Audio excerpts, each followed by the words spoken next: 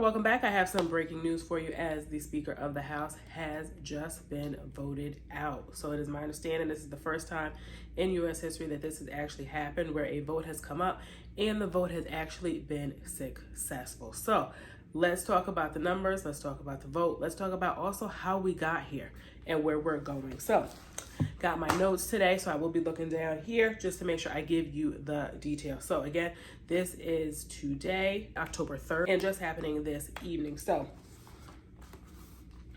how it ended: the yeas had 216 and the nays had 210. So it's a vote, yes, but it's a close vote. So there is some potential for McCarthy to say, you know what, let's go back and maybe try it again. Now, if you don't remember, Speaker McCarthy did get the seat earlier this year in January. I believe it was January 7th. And that in and of itself, there was a lot of votes. I want to say around 15 votes that took for McCarthy to actually get confirmed into the seat. Now, specifically with that, there was a lot of wavering to do or not to do then, but the biggest question of the whole thing was, if not McCarthy, then who?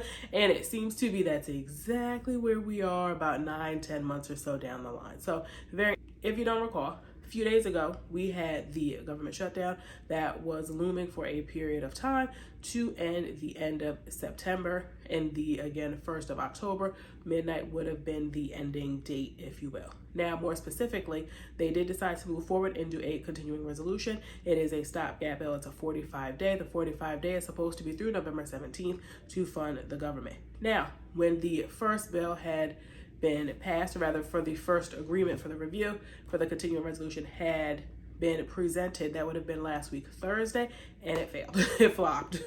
So it did not move forward, and a lot of GOPs were not happy about what was being presented. Two of the biggest issues in the bill that the GOPs were not happy about, more specifically, was the migrant crossing. There's been an increase in migrant crossings, and that continues to be the case as, again, October has coming in with the average of between 8 and 9,000 migrants per day. So that is definitely well up from the summer numbers, and they seem to continue to increase. So that's one issue. And then another big issue has continued to be the funding for Ukraine. As you know, U.S. has been partnered with Ukraine, Zelensky, and Zelensky, of course, has requested and has asked, and, you know, it seems to be that Biden has agreed, they have agreed to move forward and provide said funding. If you haven't seen my last video, I will definitely make sure I link it. I'm not sure where the funding for Ukraine is going to come from at this point. I guess the hang to it more specifically is, and some of the politicians, talked about it in after this vote here with Speaker McCarthy, is, you have two-parent income households, you have inflation, you have the rates, increased housing, increased rates for mortgages, other home products, and just a lot of folks are not able to, things are cutting. A lot of, the bottom line, the dollar is not stretching, and the bottom line is not cutting as it was before. So to be able to say we can send another billion to Ukraine, or, accept X number of migrants coming in at this point in time is astronomical. One of the things we are seeing more specifically with the increase of migrants coming in is the healthcare system, right? So here, specifically with healthcare, you either have to pay into healthcare, or, a lot of folks get healthcare through their employer, right? So they either pay for healthcare, they get their own private in insurance plan to make sure that they have coverage, or most people do get it from their employer, or if you're retired, through what entity, or if you're a senior citizen, maybe Medicaid, Medicare, so on and so forth. However, if you don't fall under one of those categories, you don't have insurance, you're uninsured. So more specifically with that leads to, again, perhaps government assistance. And that's where this government shutdown comes into play. So a few things with the government shutdown. McCarthy did end up doing an agreement, and they did decide to re-vote. That was Saturday night, which would have been and they decided on the continuing resolution. Now, the two things that came out of that bill, the funding for Ukraine and further support for the border. Those are, again, the same two big issues that are coming into play. And the tipping point, I think, for the GOPs in the House more specifically was That is not kind of what they agreed to when McCarthy took the seat back in January. So it's an interesting time to see how the vote went through the way that it did, as seeing McCarthy, again, when he requested the seat or was running, i.e. running for the seat at the beginning of the year, he did express that he was looking to do major budget cuts and a few other cuts in other areas. And that is what a lot of the Republicans voted on. Makes sense, right? So at this point in time, it was time for McCarthy to kind of like put up or shut up. And he did not put up what they discussed and agreed early in this year, and I believe that is why the vote went the way that it did and that he ended up losing the seat. Now, of course, there is the notion, if you will, that because of the agreement this past weekend for the continuing resolution, that there would perhaps be Democrats that would step in and vote yay to move forward to support McCarthy to be able to keep the seat, and that did not happen. So it's an interesting piece. I think there was a lot of shift the blame on if a government shutdown were to happen, who would, quote, be responsible for the shutdown. And coming up November 17th, I'm not so sure. Now, who's in charge now? We do have Pro Temp Patrick McHenry. So Patrick McHenry was listed, I believe, at the beginning of the whole thing.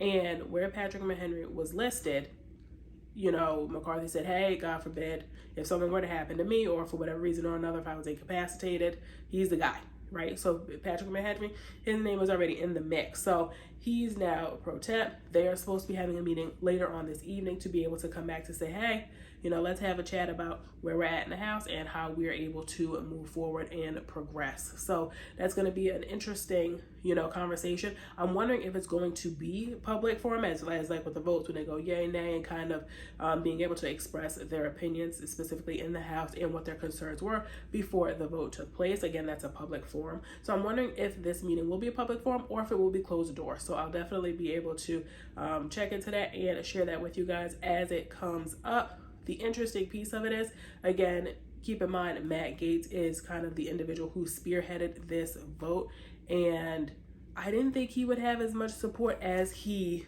ended up having. Again, Matt Gaetz of Florida, and again, he did express some of his concerns and collaborated again with others who were similarly situated or felt similarly about the issues, especially with the budget cuts and being in a deficit the way he expressed it to be. So, a few things. Patrick McHenry, again, Pro Temp, he's the one that's in there now. And Matt Gaetz, more specifically, when we go back to the question of if not Speaker McCarthy, then who? He actually brought up Steve Scalise. So it'll be interesting to see how soon they actually go to move on, electing or trying to, put the vote in to be able to move the next steps up forward, to be able to say this individual can, lead the House. This is what we're looking to do, and this is who we feel would best represent, their party, so on and so forth. Steve Scalise is of New Orleans, so it'll be an interesting dynamic to see more specifically what that looks like. And as it pertains to funding, given that he is in New Orleans often floods, and typically when flooding and other natural disasters happen and occur, they reach out to the government for funding.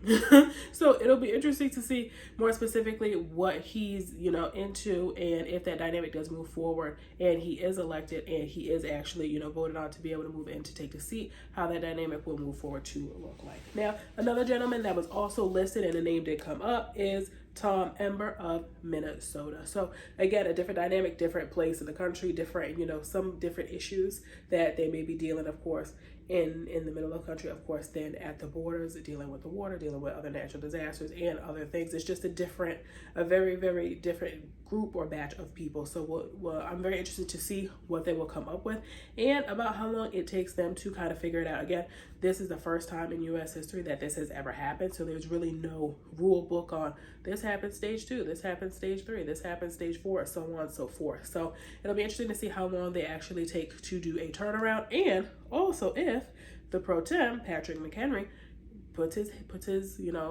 ring in the hat too to say, yeah, I'm in Ms. Pro Tem, but I think I'm willing to take on the job too. Or would he say, you know what, I like this role here, I'll step in and like help you guys out, but I don't really want to be the figurehead of this whole thing. So let's see how that goes. Keep in mind, they do have the 12 bills for the appropriations that they do still have to go through and make an agreement. And the agreement, again, is only for a year. So it's kind of like it's a bittersweet kind of ordeal. It's like, great, you know, we got a deal, but do we? Do we really have a deal? Do we really have a deal? Again, to specifically have something for a year, I think perhaps a year for a budget or a year for an agreement is something positive, as in to say, okay, at least for a year we know what we have, we know what we're working with. But again, a year is not that long. So I'm definitely interested to see what they will be doing by November 17th. I think it's going to be a very similarly situated situation where it's going to be like November 14th, November 15th, November 16th. What are we doing, guys? Very much like what they just did this past week. But I don't think they will pass a bill or a continuing resolution for a year. I do think the government at that point in time will shut down. I hope I'm wrong. Definitely hit me in the comments with what you think is going to happen. I think the dynamic with whomever the new Speaker of the House will be is going to have a vast different opinion from that of McCarthy. And I think how the House starts to move about and their dynamic will change. Again, I will keep you guys posted. As always, if you found any value in today's video, don't forget to like, share, subscribe, comment down below. Definitely let me know your thoughts on the continuing resolution, and perhaps should McCarthy get a second chance? I think he's gonna go again and try to go in and get that seat again. But definitely let me know, and I'll see you guys on the next one. Bye.